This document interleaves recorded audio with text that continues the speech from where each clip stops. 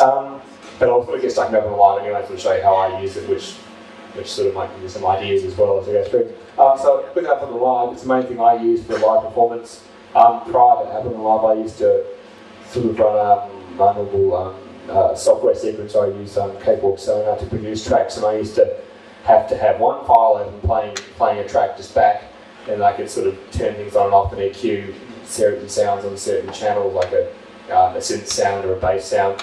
But then when that song finished, it wasn't very stable or reliable to have two files open at once, so I would close one file. I'd have a Discman on the desk next to me, and I quickly, I recorded like a CD of like 5 tracks of a minute of like a synth pad or something, holding between each thing. So I quickly put the CD on, fade with the mixer, fade down the computer, put the CD on, close one file, open the next file, hopefully it would open, it wouldn't crash, then I'm on to my next track. It was a pain. But so Ableton Live came out to sort of eliminate the actual design for live performance of electronic music or DJs in a sense as well. So it's a loop-based software sequencer in a sense, so you can use it for live performances, plus you can use it for composing and arranging tracks at home in the studio.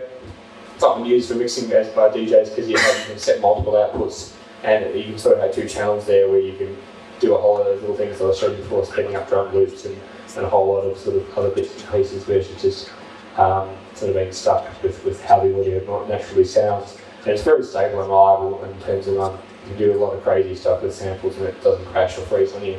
It's basically composed of 2 views. The first view is the session view, which I'll show you in a second, which allows you to organise and trigger sets of sounds and samples called clips, and they can be arranged into scenes, which is basically like a row which can be triggered as a unit. So I'll just put that up on the screen and show you how that basically works. So here is an example of, let's go all the way back here, of the view I was just talking about, where basically each row there, highlighted the first row is called the scene, and you can actually set the speed of what a scene will be, and any following scenes like 2, 3, 4, 5 down the side there to be, so I basically, you just type that in and I call it 140 BPM because that's how fast the song is. So I've arranged, prior to setting up my live set here, I actually wrote the track in Cakewalk Sonar, and I'll export like a couple of bars of the bass part. Each little drum beat, there's a symbol there you can see on number 2 audio, which is basically the next channel. And as you go along, we've got various synth sounds and like a little funny guitar parts here and there and everything else. So basically, you trigger each scene as you go through, and within each scene you can also modify each sample, and there's little clips there. So I'll just sort of, with my foot control, which it should work, I'll start playing some stuff. So this first scene is basically a bass line on number 5 there, which you can see the sample playing out here. And again, you can change pitch, reverse it, which is quite subtle. You can do a whole lot of things, speed it up, slow it down. And then you can even, I've also programmed my controller here to set delay, it's set to a delay unit, which is actually set to the BPM of whatever the track is, so it'll give you a delay sound in time. And you can also drag a whole lot of other effects onto the individual channel itself. On this channel, I've got a distortion unit, which isn't really actually doing much. But then, to go into the next scene, you simply highlight it, and I'll use the foot control again. So now the whole range of sounds going. For example, some beats, change the pitch on, cymbal hit. And we'll also have there that it will actually play each element within time. Like, you know, if I hit the cymbal here, it'll spin along until it hits one in the bar again, which is great. So everything we play by default will be in time. So it's sort of it makes it fairly easy to sort of get everything in sync. You don't have to worry so much about things being all slightly out, slightly correct. Everything sort of automatically sync up at the time. You might have to sometimes adjust the sound when you drag it in. But as long as you set everything up to be, you know, if it's 2 bars, there's 4 bars of that, everything generally syncs up quite well. And that's sort of how I arrange things. So it's all various, flicking my foot on the way through each sort of setting there. And that's sort of the arrangement view of Ableton Live. I suppose I'll talk a bit about MIDI control, which I didn't mention before. I sort of, to actually make me to enable me to flick between each scene, in a sense, with the foot control I've got on the desk here, I've set up, basically there's a program online you can download for free called Bomes Midi Translator, which enables you to translate a MIDI keystroke or signal to the equivalent of a QWERTY keyboard stroke or signal. So what I have done with my foot controller is I've programmed that to act as an enter key, because in Ableton Live, to flick between each scene, if you hit enter, it will play the next scene and prepare the next scene to play. So I've hit it to be an enter key, so whenever I press my foot on the floor, it's like I'm hitting enter with my finger, but when often I have a bass in my hand, I can't, I'm in the middle of playing something, I can't quickly flick between those two sort of settings. So I actually learned that trick off the Ableton Live website. There's a good video clip about that.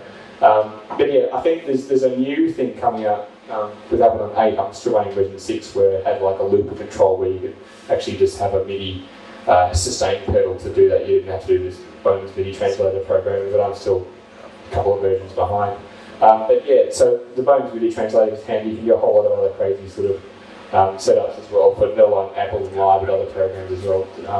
So it's quite flexible. There's a whole good forums on what people have done, and they've programmed a whole crazy sort of way of automating a whole lot of things through their computer keyboard or other controllers as well. That is to beyond just what the standard controller can do with Live as well. But I just use that one function on it. So it's a handy way to move things in Ableton Live.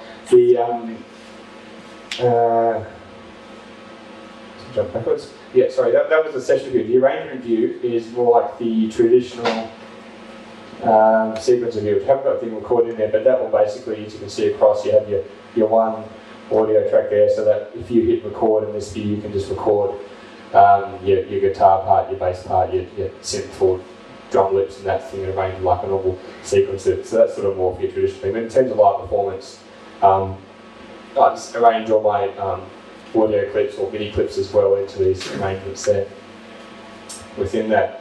For example, I suppose also talking about the arrangement view, which actually I'll get there in a second. There's a few other things that I'll just jump forward.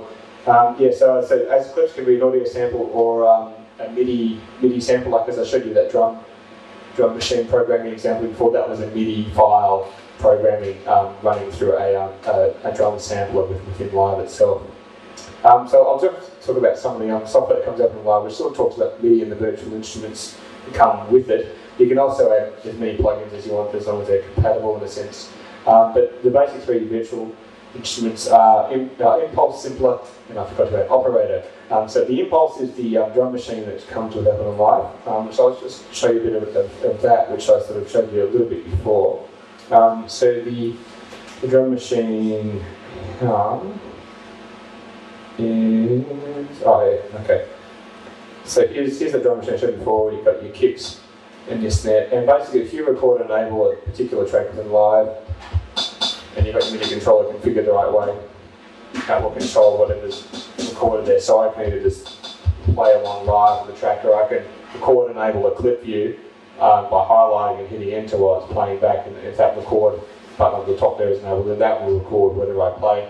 And because I have this set up to quantize the 16th or within a 16th beat of a bar, that will actually automatically drag whatever I play into some sort of coherent time, so it won't be all completely out of time with whatever the speed of the track is playing back within that as well. So that's an example of the Impulse for the drum sample. I suppose, I'll just show you again just to refresh your memory, an example of, this is an example of a clip of my cheesy playing I played before there. So you can even, there are different sounds as well within there that you can drag in a different kick and a different snare sound, so it isn't just this particular sound like this another example of the some of the default sounds are a